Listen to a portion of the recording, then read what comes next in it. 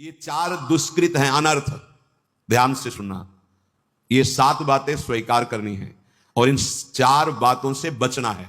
पहला है दुष्कृत जात अनर्थ। पूज्य श्री राधा बाबा, पूर्व जीवन में जो हमसे पाप हुए हैं, बड़े बड़े बुरे कर्म हुए हैं पूर्व में, लाखों अनंतों जन्मों का बात आ गई। अभी अज्ञानी जी ऐसे तर्क करते हैं, कौन जाने पीछे कर्म हुआ है कि नहीं। अभी नया बच्चा जो प्रकट हुआ है वो किसी विद्यालय में तो नहीं गया कि शिक्षा दी गई हो, आप ऐसे करो वो भयभीत हो जाए, मतलब जानता है भय का क्षेत्र है। मां जब दुग्ध तो पीने लगता है, इसका मतलब ये पूर्वाभ्यासी है, इसका दुलार करो, ऐसे पुचकारो, वो किला, इसका मतलब है जानता है, इसे प्यार कहते हैं और ये इसको प्रहार कहते हैं। वो बड़ा पुरातन है, कपड़ा नया बदला हुआ है, अभी जीव नया है। कर्म भोग जब होते हैं, कई प्रश्न करते हैं कि अभी तो 10 वर्ष का बालक था, उसने इतना बड़ा पाप क्या किया, ऐसा। तुम क्या जानते हो?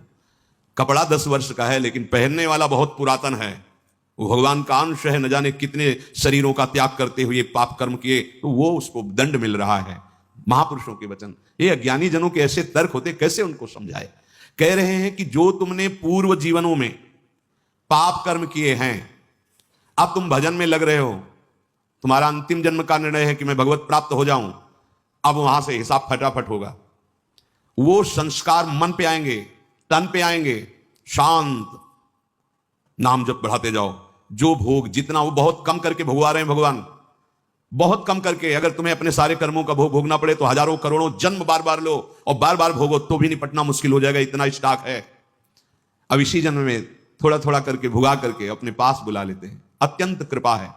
जो भी दुष्कृत जात अनर्थ तुम्हारे जीवन में आएगा, 2 प्रकार से, एक दंड रूप से आएगा और एक आएगा पाप कर्म कराने की प्रेरणा रूप से।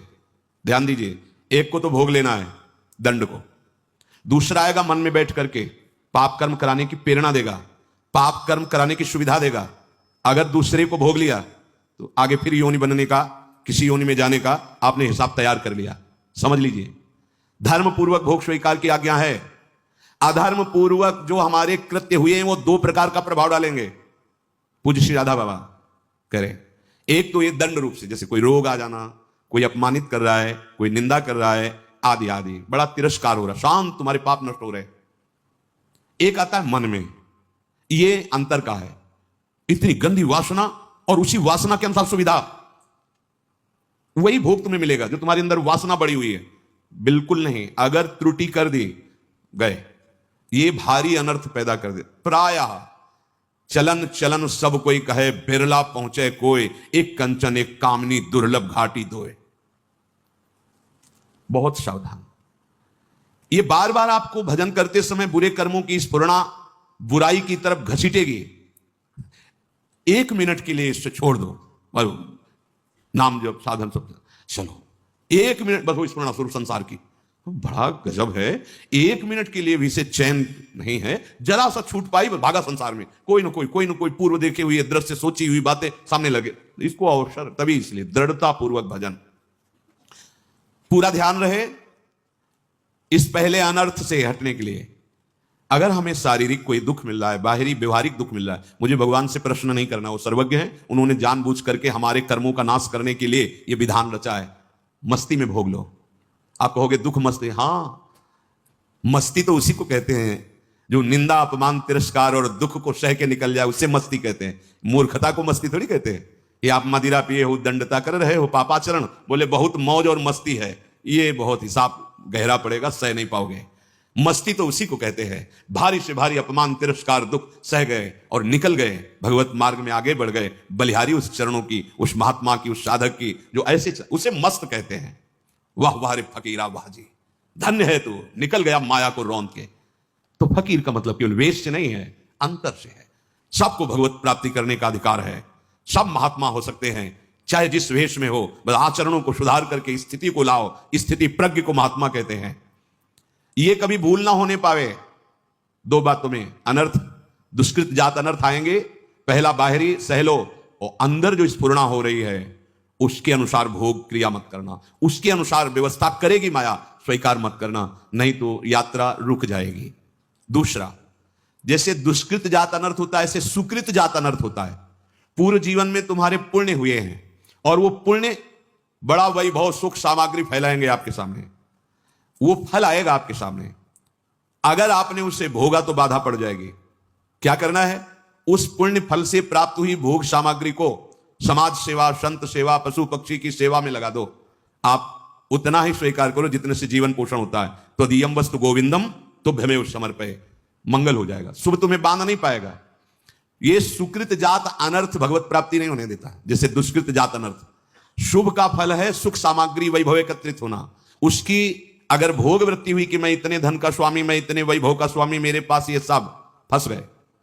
नहीं, भगवान की दी वस्तु है। भगवत भक्तों में, प्रभु सेवा में, जन सेवा में ऐसे उसका स्वामित्व तो प्रभु को ही, अपना नहीं। सच्चे हृदय से भगवान का मान करके समाज सेवा में लगा दिया जाए तो ये शुभ उसे अनर्थ रूप होकर बाधित नहीं करता। तीसरा है अपराध जनित अनर्थ। ये प्राय बहुत ध्यान देने योग्य विषय है। चारों अनर्थों का त्याग करने पर ही प्रेम दृष्टि प्रकाशित होती है। 32 सेवा अपराध पीछे बताए गए, कई बार 10 नामापराध बताए गए हैं। ये अपराध उसी से होते हैं जहां थोड़ा भी अहम होता है और सत्संग नहीं मिलता है। सत्संग मिले तो कदम कदम पर सावधानी वाली विवेक वृत्ति जागृत हो जाती है। हर समय नाम चल रहा है तो अपराध की कोई गुंजाइश ही नहीं। तुम्हें ज्यादा पढ़ने की जरूरत नहीं कौन कौन से अपराध होते हैं। नाम जब चल रहा है और सत्संग सुन रहे हो, सब में भगवत भाव अपराध बनने वाला ही नहीं है। वैसे 32 सेवा अपराध, 32 सेवा उप अपराध 64 हुए और 10 नामा अपराध, ऐसा वैष्णव अपराध आदि का विस्तृत वर्णन शास्त्रों में हुआ है। ये सब अपराधों से एक बात से बच जाओगे, अपने को सबसे दीन मानकर सबके चरणों में भगवत भाव से वंदना, और नाम जब भजन चल रहा है कोई अपराध नहीं होगा, होगा ही नहीं, होगा ही नहीं। ये उन्हीं से होता है। बेमतलब वार्ता कर रहे हैं, कोई मतलब नहीं उनकी बातों का, एक की प्रशंसा एक की निंदा, अपराध बनते चले जाएंगे। हृदय में भजन नहीं, भगवत प्रियता नहीं तो सेवा अपराध बन जाएंगे, वैष्णव अपराध बन जाएंगे, नामापराध बन जाएंगे। चौथा है भक्ति जात अनर्थ। इसका परिचय प्राय नहीं होता। ये बहुत सूक्ष्म अनर्थ है। ये ऊंचाई में नहीं पहुंचने देगा, आपको गिरा देगा। ये बहुत सूक्ष्म विषय है, बहुत सूक्ष्म। इसीलिए इसमें पूज्य बाबा ने कहा है कि ये तो हम जैसे सन्यासियों को तंग करता है, मतलब ऊंचाई पर चढ़ने।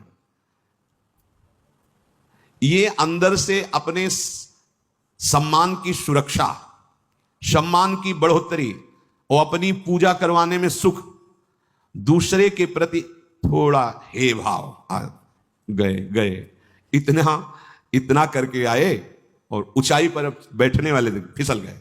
ये बहुत सावधान। ये भक्ति जात अनर्थ। बढ़िया चल रहे हो, कोई संशय नहीं, बहुत अच्छी है आपकी दिनचर्या, पर आपके अंदर इस बात का अभिमान आ गया। दूसरे के प्रति जब दोष दृष्टि हो जाए तो समझ लेना आपके अंदर गुणाभिमान जागृत हो गया है, और गुणाभिमान जागृत हो गया तो अध्यात्म रुक गया। उसकी ऊंचाई पर आप नहीं चढ़ सकते जहां ब्रह्मभूता है, जहां भगवत साक्षात्कार है। तो 7 धारण करना है और 4 इन अनर्थों से दूर रहना है। जो चारों अनर्थों से बचना चाहते हैं, पहली बात समझ लें कि किसी धनी मानी विषयी पुरुष की खुशामद से अपनी वासनाओं की पूर्ति ना चाहें। देख लो, इसीलिए वैराग्यवान को आदेश है कोई भी धातु धारण न करे। अब आजकल सिद्धांत माने ही नहीं जा रहे हैं, जब जिसका जैसे मनाया वैसे व्यवहार बरत रहा है। आचार्य परंपरा से, गुरु परंपरा से वैराग्यवान के लिए जो निर्देश है वैसी रहने में रहा जाता है। जो सन्यास, चाहे वो वैष्णव सन्यास, वैराग्य या शैव सन्यास, सन्यास का मतलब होता है संपूर्णतया भगवान के समर्पित होकर, राग रहित होकर वैराग्यवान। 2 ही पात्रों का वर्णन है, या तो रज के पात्र में पाए, या जैसे जंगली नारियल आदि के पात्र खप्पर होते, उनमें सन्यासी जन प्राय काशी क्षेत्र में देखा खप्पर और उसी का कमंडल। धातु का कोई भी सोना चांदी अंगूठी माला, ये कोई भी वैरागी के शरीर में नहीं होना चाहिए। धातु नहीं, धातु निषेध की गई है। वैरागी तन ढकने के लिए वस्त्र डाल लिए बस, कोई श्रृंगार शरीर का नहीं। आचार्य परंपरा के आदेश से रजरानी और प्रिया प्रीतम का प्रसादी चंदन, श्रृंगार शब्द से नहीं। बालों को 2 ही पद्धतियां है, या तो रखे रहने दो, आजीवन रखे रहो, और या 2 महीने में मुंडन करवा लो, ऐसी पद्धति है। अगर हम किसी की विषय चाह के लिए खुशामद करने गए, बहुत ये रपटने वाला मार्ग बताया गया है ज्ञान के पंथ कृपाण के धारा। तो सत्संग भगवान दे रहे हैं। इसीलिए कई बार सत्संग में क्या उसे अभिमान न समझा जाए। जीवन